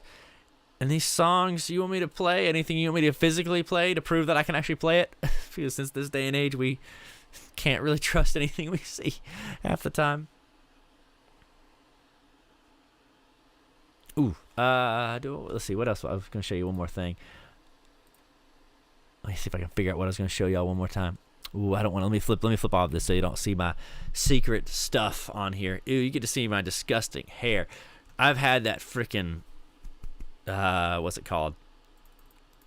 Toboggan on for like yesterday and today. And, yeah, I'm definitely have the hat hair going right now like a crazy man. Ooh, is there anything in progress I can show y'all that I wanted to check? I was like, ooh, let me see. Ooh, maybe not. I was hoping there'd be something in progress that I could show y'all, but I kind of don't want to give out too much away. I can let you check out some titles, though. So here's a bunch of different options. I'm going to leave it up for a second and then get rid of it. It's a bunch of songs that we've been kind of working on, processing through and, you know, trying out and stuff, seeing what we could do. We are kind of, I wouldn't say knee deep. We're more like, you know, ankle deep in our next record that we're kind of working on. We're looking at because this is an EP, 5-song EP. We are looking at making a full 10+ song record. Hopefully, fingers crossed. I have some ideas for it. We already have several songs kind of already in the process of being worked out. And kind of working on different pieces of it. Do want to take our time with it, though. Quality over quantity is kind of our motto that we've tried to establish because, you know, sometimes I sometimes can get kind of ADD with certain things and kind of work on one thing for a while and then get to a point, say good enough, and then go to another thing and then never really truly finish something to the quality that it needs to be, I guess. So we're going to try to avoid that because that is a fundamental flaw of me and that I need to kind of work towards. So I don't know why this is turning into therapy online to the 7 viewers of the Great Octopus Band YouTube channel.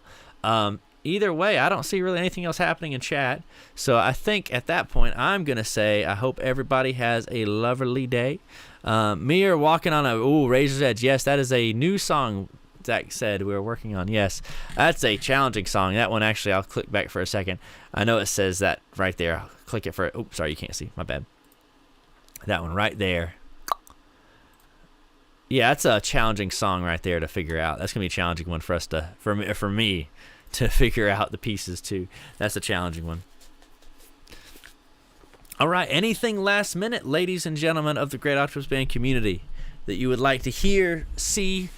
I know I cut a jig at a certain point in time. I don't know if I have the energy to cut another jig if you'd want that. Movie recommendation time. I will do that for you real quick before we close. I have the worst taste in movies, I've come to realize as I get older. I like crap. I love crappy movies. I absolutely adore them. For no other reason than I just enjoy it. Core. It's got Aaron Eckhart, I think that's the right name, the guy who played Two-Face off of Batman, and is that the only guy that there's Delroy freaking Lindo, man, and something Tucci. I can't remember what his last name is, but the Core is called I think it's called Core, or is it the Core? I don't know, but it's like the world stops, the interior corridor stops spinning, and it's like they gotta go down there and drill down.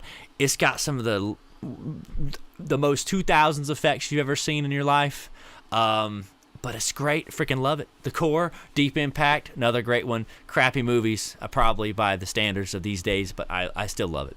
Anyway, that's all she wrote, everybody. If there's nothing else anybody wants me to do, should I play anything to close us out, or should we just kind of fade off into the distance? Any suggestions? Just sit here, play with my poorly kept mustache until I get told what to do?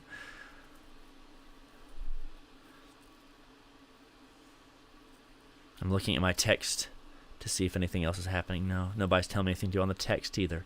So do I go inside and consume a meal, or do I stay on for another moment and do something interesting?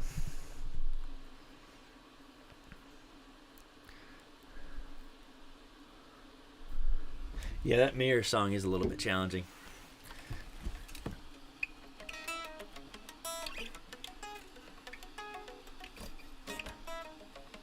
That's a really challenging song to play. Hold on, I have not played in like a day or two, so I'm rusty, crusty crab. You know, you feel me, dog? You feel me, dog? I'm not even plugged in right now. Of course, I'm not even plugged in right now. 2 seconds. Acapella. I'm just supposed to sing without any so Zach wants me to be tortured now. I see how it is. Zach wants me to be tortured right now. Okay, acapella. Well, at least give me a reference note. Someone. I gotta give her at least a reference note. I swear, everybody wanting me to do stuff. Acapella. What does that even mean? Acapella what? Well, Zach is technically speaking, if I'm looking at the #1 contributor to the chat. He's the top fan in chat right now. It was Brent for a minute, and then I think it was somebody else maybe for a second or two. Maybe it was Eves. And now it's Zach. So, Zach, I swear, you know, if you weren't in the band with me, I just don't know what I'd do, brother. All right, let me switch some inputs over real quick. We're going to hear some tunes. Move some of this junk out the way. Get some nice ambient lighting. He said acapella before I picked. Too late. It's too late. You're gonna get both now that you asked for it. All right. You deserve this, Zach. This is what you. All right. So everyone, look at me when I'm telling. I can do right now. This is what Zach wanted. This is exactly what Zach wanted. You looking at my face right now? This is exactly what Zach wanted. For us to hear me sing. And I know I'm ruining the brand right now. I'm ruining the Great Octopus Band brand 100%. And I'm sorry to everyone watching right now. But it's gotta happen. The man asked for it. This isn't going to be true a cappella, but it's going to be freaking close to it. We'll unmute all of our microphones, baby. Unmute all of our freaking microphones. We'll end shortly, but we gotta do this because, you know, it's been asked to do it. So, I mean, hey, what are you going to do? All right, you guys should hear some keys coming at your way soon. Oh, yes, sir. That's a E chord. That's an E chord. That's an E chord. It's an E chord. That was an E chord. That was an E chord. That's a G chord.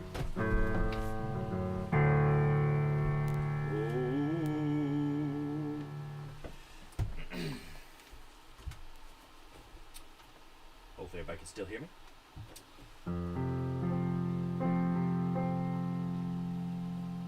Wait! No, you can't. You will in a moment, I promise.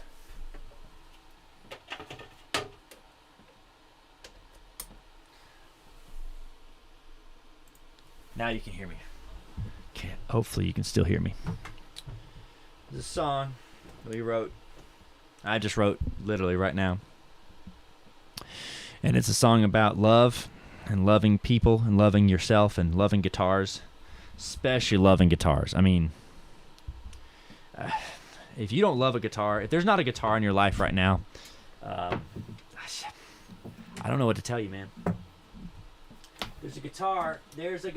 Listen to me very carefully. There's a guitar in every man's life that everybody needs to know sometimes. Sometimes you just don't know what you do without that guitar. And you know, it's...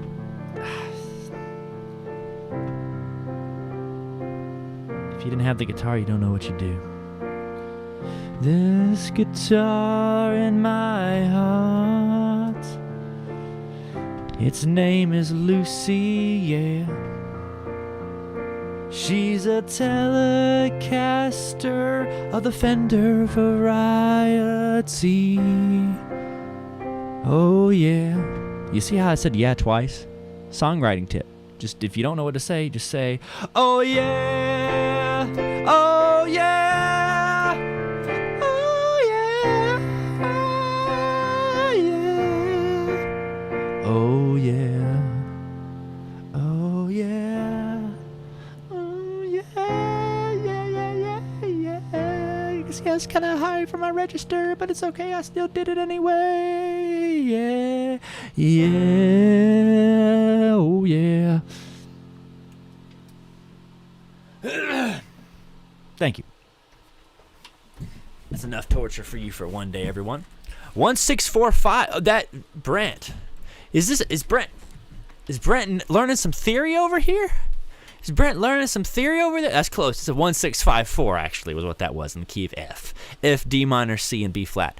Good ears though, my friend. Very good ears though. That's a 1654 actually. Heck yeah. I don't know what I do with that guitar without that guitar either, man. It's the love of my life, baby. It's the love of my life. All right. Let's end with a jam track real quick. Why not? I'm having a little bit of fun anyway. Let's end with a little jam track. I'm going to plug in my guitar. We're going to find a backing track. Everybody in chat, tell me what key I should play, and I'll look up a backing track in that key. Give you 30 seconds.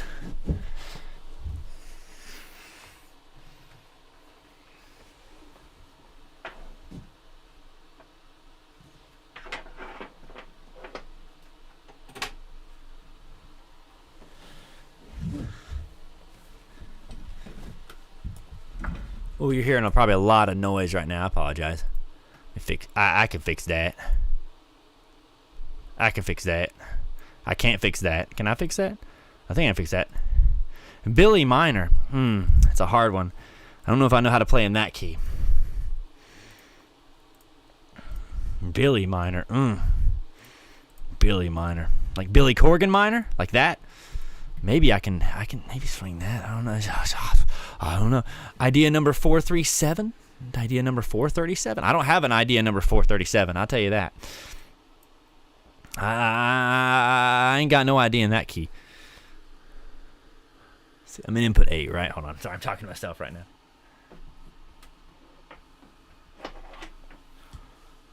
Yep, sorry about that. Sorry, you just got your ears destroyed by that. My apologies.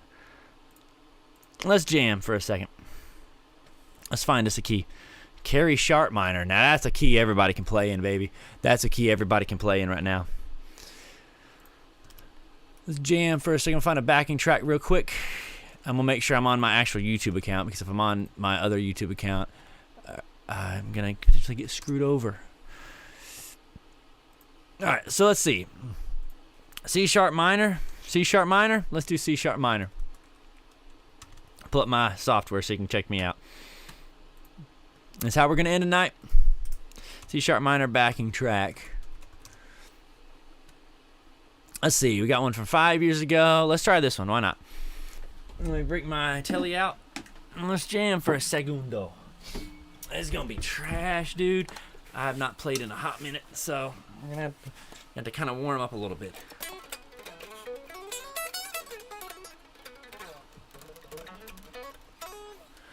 All right, here we go.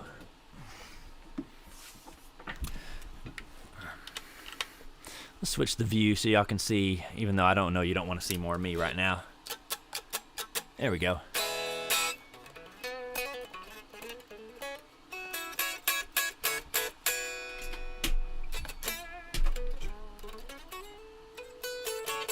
I had to hear myself too, so give me a second to get that situated so I can actually hear myself. Sometimes I have trouble doing that piece. And I'm gonna turn this sucker. I'm gonna turn my main speakers on. So you're gonna hear a little bit of bleed, but it's all good.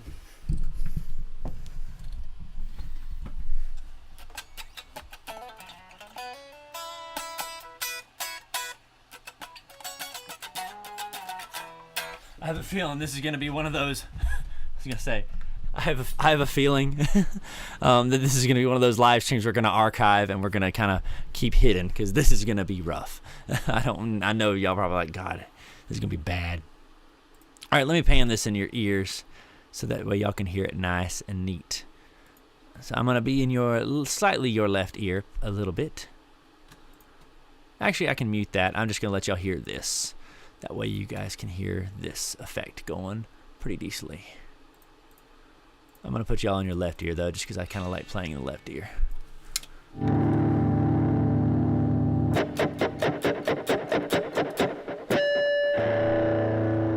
There we go. My wah? No, my tone was just lowered down really low. I was like, is my wah pedal on for some weird reason? Okay.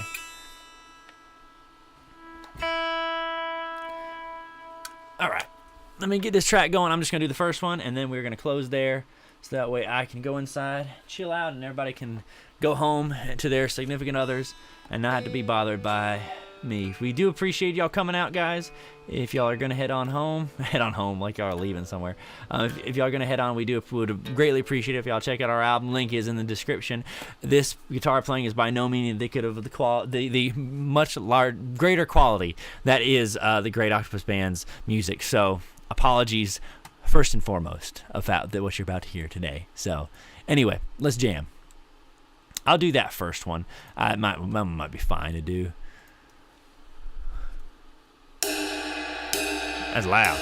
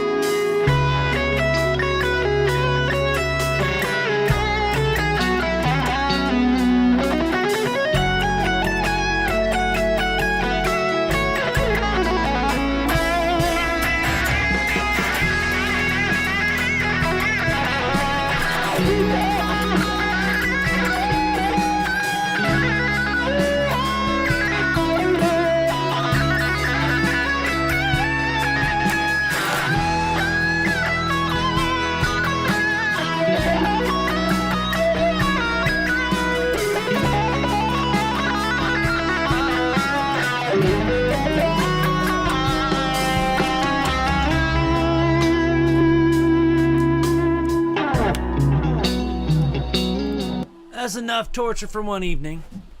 I appreciate y'all being kind to me in the comments, though. I appreciate that. I do. All right. There's like freaking 4 more minutes on that backing track. I don't know if I can solo for 10 freaking minutes. So either way, yes, I appreciate you, Jasmine. That's very nice of you to say. But I wish, right? I'm not playing for a minute, I tell you. That kind of quick stuff, I tell you. I'm sloppy as garbage with that stuff, man. Leave you on a positive note real quick here. So, little side note, we are working on some new tunes, like I said. Hopefully, fingers crossed, we'll get some of them out. This one's a challenging one to play. I'll end on this one. So, if y'all have any to my bandmates and stuff, oh man, this is gonna be a challenging one to do, but I can't wait to get it out.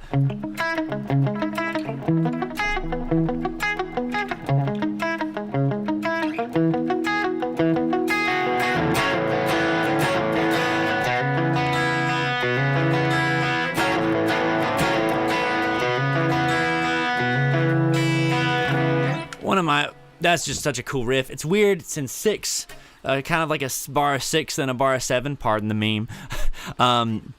Challenging one to do though, nonetheless. Anyway, I'm gonna get off here. Thank you so much for joining us on this wild ride of things.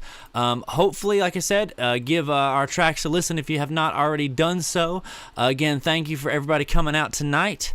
I hope everybody has a great evening. Look forward to more random stuff from the channel. Hopefully we'll be able to get some more posts going. And also, I hope too that we'll be able to hopefully maybe do some live streams of rehearsals in the shop. That is one of our goals, or excuse me, I should say, one of my goals that I really want to do, and I think everybody, all the boys' goals too, to do the live streams in the shop. Hence why we have all those camera angles and stuff, right? To be able to live stream rehearsals, live streams writing stuff, and also just you know, get some videos out there for y'all to watch and keep up with. So look forward to more stuff from us. And I think with that being said, I'm going to head out. Thank you again for everybody coming out, and have a great rest of your evening. Hopefully everybody says, or excuse me, I should say, hopefully everybody stays safe. I know a lot of places are still kind of snowed in and stuff, so please stay safe and warm. And besides that, have a great day, everybody. I'll kind of fade off, but yeah, have a lovely day, guys. Be safe and take care of yourselves and each other. Love y'all out here. From the Great Octaves Band to everyone there, love and peace, and take care, everybody.